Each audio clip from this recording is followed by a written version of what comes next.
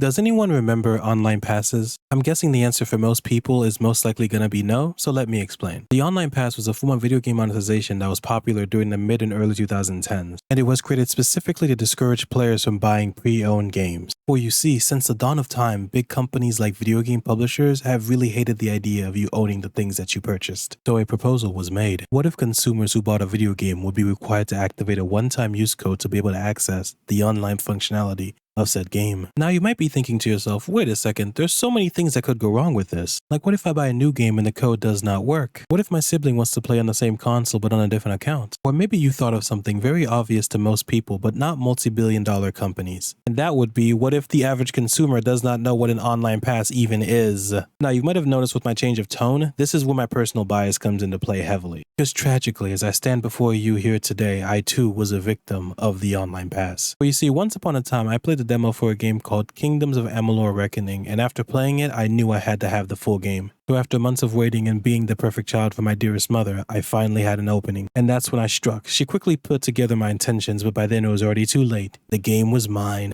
But listen closely, because this is the most important part of the story. When I went to the GameStop to pick up the game, they had two different copies. And at the time, I thought the choice would be pretty trivial, so I just chose a cheaper one, which was a used copy. But little did I know, I had just made a critical mistake. A mistake so grievous that it would haunt me over a decade later. And I think you already know where this is going. That's right, Kingdoms of Amalur Reckoning, a single-player RPG, had an online pass. But wait, didn't I say earlier in the video that an online pass was a one-time use code that was used to unlock the online functionality of a game? So how could I possibly apply to a game like Kingdoms of Amalur, which is fully single-player with no online functionality whatsoever? But that, my friend, is the twist of this entire video. And if you're thinking, did they tack on some sort of extra lazy multiplayer mode so they can sell the online pass there? If you thought that, then you, my friend, would be dead wrong, because they did this in the laziest way possible. All they did is that they simply locked certain content that was already in the game behind the online pass. So for Kingdoms of Amalur, the content that was locked off was an entire quest line and a Mass Effect inspired armor set. And the worst part is, I freaking loved that game. Playing it was an absolute joy. I finished all of the major quest lines and side quests. So it broke my heart even more knowing there was an entire quest line I could not do because I had the audacity of buying the game used instead of new. If you need a comparison, imagine if Skyrim locked off the entire Dark Brotherhood quest line to players who bought the game new, with no prior warning or expectations that this would be happening. And the strangest part about all of this is that online passes disappeared just as quickly as they showed up. EA, who was the most prominent company pushing the passes, discontinued the practice, citing negative customer feedback as the reason why.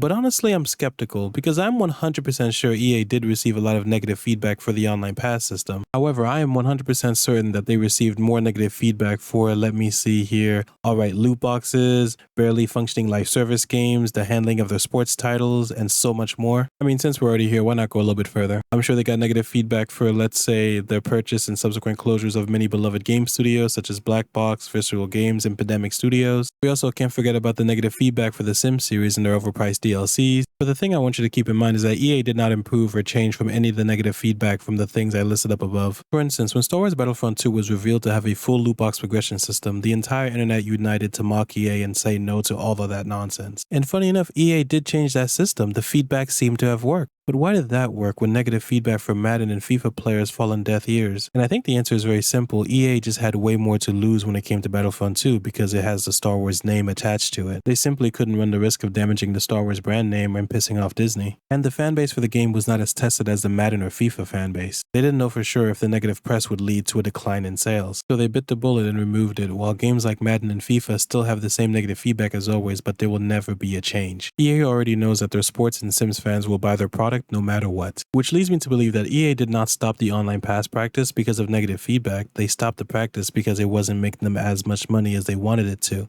It's because the system was already poorly designed, it couldn't make that much money to begin with. And actually, it would lose them money in the long run. EA already started introducing loot boxes to their sports games back in 2008, while online passes started to come out around 2009-2010. Online passes were conflicting with their in-game microtransactions. In order to have a good microtransaction business model, you need to have as many people accessing your online functionality as possible. Think of it like this: EA was so greedy and anti-consumer, they were actively limiting how much money they could make by just being so gosh darn awful. But we must remember, EA was not the only company who partook in this. Epic, Sony, and Activision, among others, also did this bullshit as well. And the point of this video is not just to shame them, but more so to remind us of the lengths that these companies will go to restrict access to the products that we have already purchased, even if it goes against their own best interest. Because at the end of the day, greed is a terrible sin that will always blind you from making the right choice. And that's it. Thanks for watching.